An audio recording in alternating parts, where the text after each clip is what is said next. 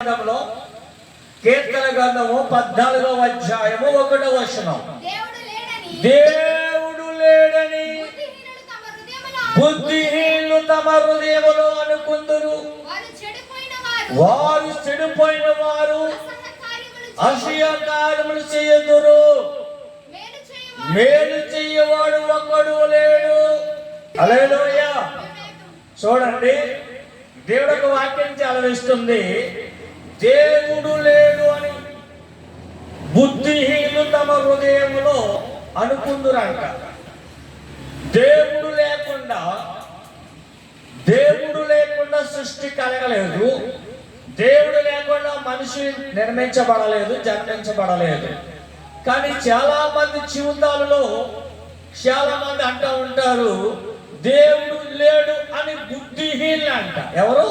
వాళ్ళకు ఒక పేరు అనేది ఉంది. బుద్ధిహీనులు తమ హృదయములో అనుకుంటారు. బుద్ధిహీనులు ఏమనుకుంటారు? దేవుడు లేడు, దైవం లేడు అంటారు.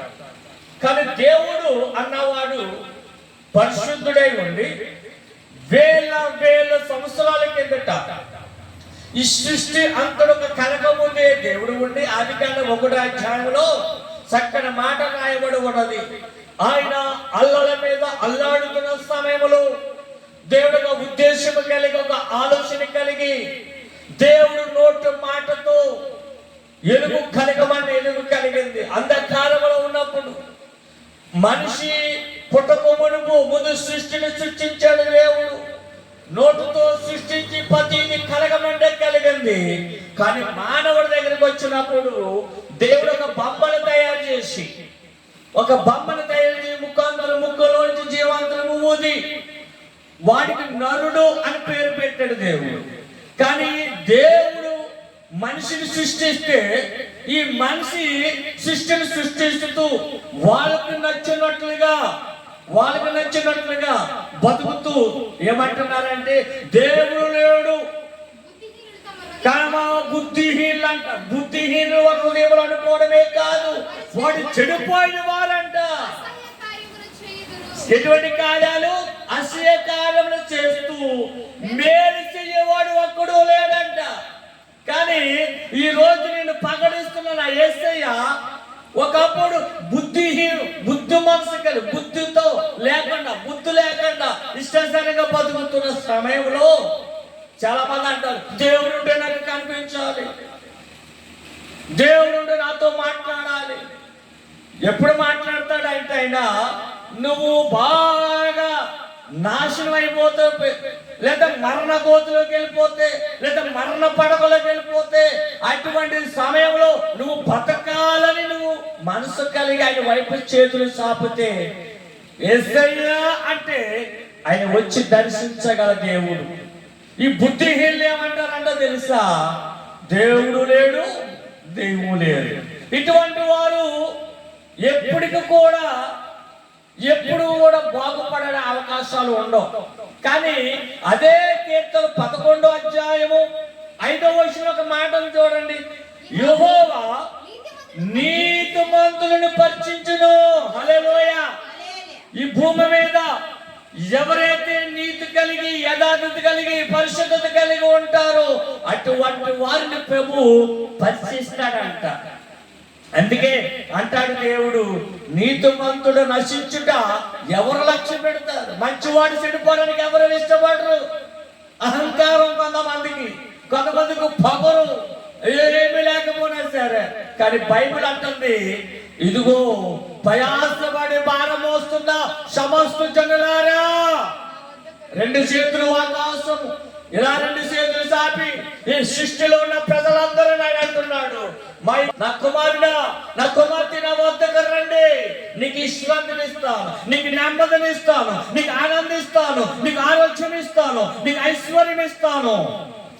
ఏ విధమైన కుంగిపోయి ఉన్నావేమో నా దగ్గరికి వస్తే ఆదరణ కలుగుతుందని నా ప్రభు పిలుస్తూ ఉన్నాడు. ఎవరిని పిలుస్తున్నాడు? నీతిమంతులని కాదు. బుద్ధి లేనప్పుడు, నేను బుద్ధి లేకుండా బతుకున్నప్పుడు, దేవుడు లేడు, దైవం లేదని బతుకున్నప్పుడు, ఆ 7వ సంవత్సరములో ఆ మరణ పడకలో ఉన్నప్పుడు, ఆ సాగు బతుకులు గోతులో ఉన్నప్పుడు, ఆ బంధకాలలో మరణ సంఖ్యలతో బంధించబడినప్పుడు ప్రభు బుద్ధిహీనుడు కాదా అని వదిలేయలేదు. ఈడు బుద్ధి లేని వాడు కదా అని వదిలేయలేదు. నన్ను దూషించిన వాడు కదా అని వదిలేయలేదు. ఆయన కరుణ కటాక్ష గల దేవుడు కనుక, ఆయన దయగల దేవుడు కనుక, ఆయన ప్రేమ గల దేవుడు కనుక ఆయన హస్తాలు సాపి ఇరుగుపోయిన ఎముకలను ముట్టి 72 గంటలు సవాలు గదులు రక్తము కాలి ఆ రక్తమడుగులు పడిపోయిన ఆయన హస్తము సాపి ఆయన రక్తము చేత స్వస్థత ఇచ్చి ఆయన గాయాలతో బాగు చేసి 210 రోజులు అన్నము లేనప్పుడు మంచినీతో బతికినప్పుడు ఆయన బలపరిచి ఇవాళ అనేకులకు దీవెనకరంగా, అనేక జీవితాలకు ఆశీర్వాదంగా మార్చినాడు. ఎందుకో తెలుసా? ఈ లోకంలో ఎవడు మేలు చేయలేడు, ఎవడొక మనిషిని బాధ చేయలేడు, ఒక వ్యక్తిని ఎవరు కూడా సమాధానపరచలేడు.